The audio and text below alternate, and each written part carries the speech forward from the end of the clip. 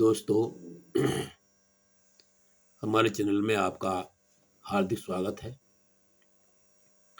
और मैं आपके सामने आज अलंकार के कुछ विशेष प्रश्न लेकर आया हूँ।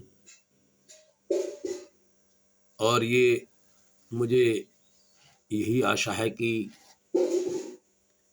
आपको ये समझ में आएगा और अच्छा भी लगेगा। ये अद्भुत प्रश्न है और मेरा ये उद्देश्य है कि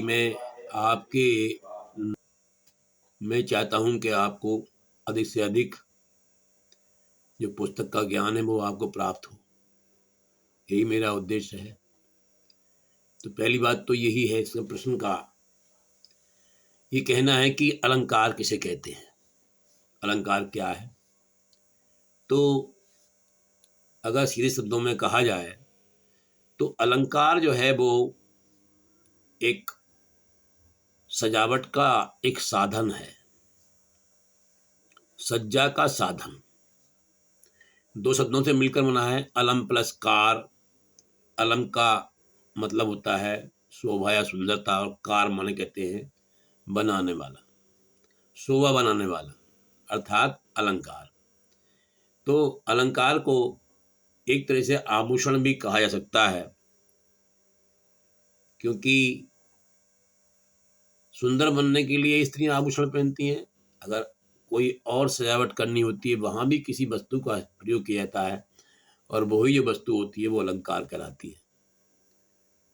अगला हमारा जो प्रश्न है वो है, मुख्यतः अलंकार के कितने भेद होते हैं या अलंकार कितने प्रकार के होते हैं। तो मुख्यतः अलंकारों को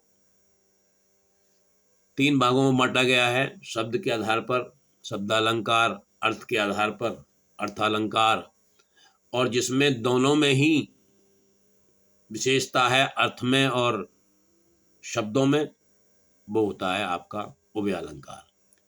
शब्दालंकार में शब्दों की सुंदरता होती है, अर्थालंकार में किसी काव्य के अर्थ में सुंदरता होती है। तो इस प्रकार से ये इसको तीन भागों में बांटा गया।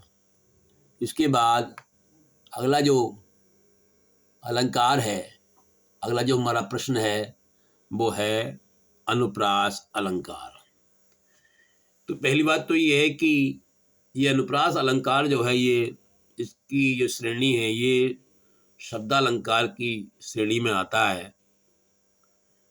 और ये कब होता है, जब एक वर्ण एक से अधिक बार आए, यदि एक ही वर्ण की आवृत्ति एक से अधिक बार जहां हो जाती है वहां पर अनुप्रास अलंकार होता है। अगला प्रश्न है, अनुप्रास अलंकार के कितने भेद होते हैं। अनुप्रास अलंकार के कितने भेद होते हैं।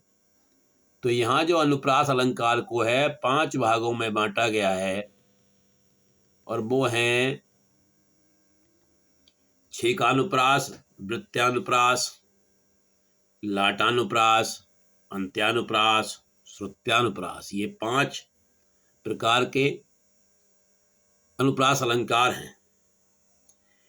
अब पहला आता है, ये प्रश्न है इसका, छेकानुप्रास अलंकार किसे कहते हैं।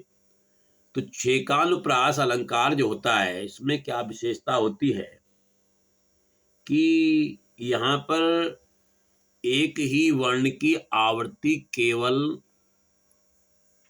2 बार, यानी एक वर्ण लगातार 2 बार ही आता है और उसके बाद में उस वर्ण का क्रम टूट जाता है। जैसे कि चार चंद्र की चंचल किरणें। अब चार चंद्र की चंचल किरणें में आप देख रहे हैं कि चार चंद्र में च वर्ण जो है वो 2 बार लगातार आ गया, परंतु की आने पर उसका क्रम टूट जाता है। इसलिए हम इसकी जो गणना करेंगे छेकानुप्रास की, वो चार चंद्र में ही करेंगे, चंचल को इसमें शामिल नहीं करेंगे। इसके बाद अगला प्रश्न है वृत्त्यानुप्रास। तो वृत्त्यानुप्रास का क्या है मतलब है, इसका कहना है कि जहां एक ही वर्ण की आवृत्ति 3 या अधिक बार, यानी कहने का मतलब ये है कि 2 से अधिक बार जब आता है, हमारे जो पहले अलंकार में 2 बार आया था लेकिन यहां 2 से अधिक बार, तो इसमें क्या होता है, वृत्यानुप्रास होता है। जैसे कि ये उदाहरण है, भूर भूर भेद भाव भूमि। अब यहाँ पर भा वर्ण जो है वो 2 से अधिक बार आया है, कई बार लगातार आया है। तो यहाँ पर देखिए क्या है कि अगला हमारा जो प्रश्न है वो है लाटानुप्रास अलंकार किसे कहते हैं। तो लाटानुप्रास अलंकार के बारे में भी जानिए। जहां किसी वाक्य या किसी उपवाक्य की आवृत्ति उसी अर्थ में होती है किंतु उसका मूल अर्थ नहीं बदलता, वहां लाटानुप्रास होता है, वहां पर लाटानुप्रास होता है। क्या कहता है कि जब किसी वाक्य या किसी उपवाक्य की आवृत्ति उसी अर्थ में हो। अब देखिए जो उदाहरण है इसमें, पूत कपूत तो काहे धन संचय। अब यहाँ पर काहे धन संचय, इसकी दो स्थितियों में आता है, पूत कपूत तो काहे धन संचय। मतलब दोनों ही स्थितियों में क्या है कि इसका जो अर्थ है वो एक ही होगा कि धन इकट्ठा क्यों करे। अगर पूत सपूत है तो क्यों इकट्ठा करे, और पूत कपूत है ना कमाने वाला तो भी धन क्यों इकट्ठा करे। क्योंकि अगर सपूत है तो वो कमा कर खा लेगा, जो कपूत है वो जो कुछ है उसको बर्बाद कर देगा। तो इस तरह से ये आपका लाटानुप्रास हुआ। उसके बाद में अगला आता है अंत्यानुप्रास अलंकार किसे कहते हैं। अब ये अंत्यानुप्रास क्या है जी, देखिए क्या होता है कि जब किसी पंक्ति में अंतिम वर्ण की आवृत्ति लगातार होती है, मतलब हर पंक्ति का अंतिम वर्ण वही हो, तब अंत्यानुप्रास अलंकार होता है। जैसे जी ये एक 2 पंक्तियां हैं, प्रभु जी तुम दीपक हम बाती जाकी, ज्योत जरे दिन राती। तो यहां पर आप देखेंगे कि यहां पर देखा आपने कि राती जो है वो 2 बार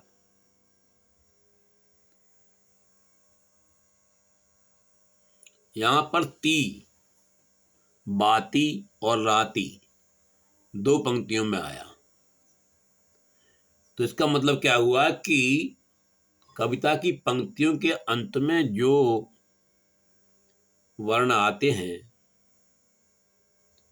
वो जब समान होते हैं लगातार, ऐसी स्थिति में अंत्यानुप्रास अलंकार होता है। अब आता है आपका श्रुत्यानुप्रास कब होता है। अब ये आपका श्रुत्यानुप्रास हुआ, ये कब होता है, ये जब एक ही वर्ग माधुर्य वर्ग के वर्णों की आवृत्ति कई बार होती है तो श्रुत्यानुप्रास अलंकार होता है। जैसे दिनांत था, थे दीनानाथ डूबते। जब एक ही वर्ग के वर्णों की आवृत्ति, मतलब एक ही वर्ग हो और उसी के वर्ण जब बार बार आते हैं, ऐसी स्थिति में श्रुत्यानुप्रास होता है। तो यहाँ पर आप देख रहे हैं कि दा, ना, ता, था, फिर दा, फिर ना, ये सभी जो हैं एक ही वर्ग के वर्ण हैं, दा, ता, था, दा, धा और ना। तो ये इस तरह से ये जो है इसकी शर्त पूरी करते हैं। सधेनु आते ग्रह ग्वाल बाल थे, इसी में जुड़ा हुआ है। तो ता, था, दा, धा, ना ये सब एक ही वर्ग के हैं,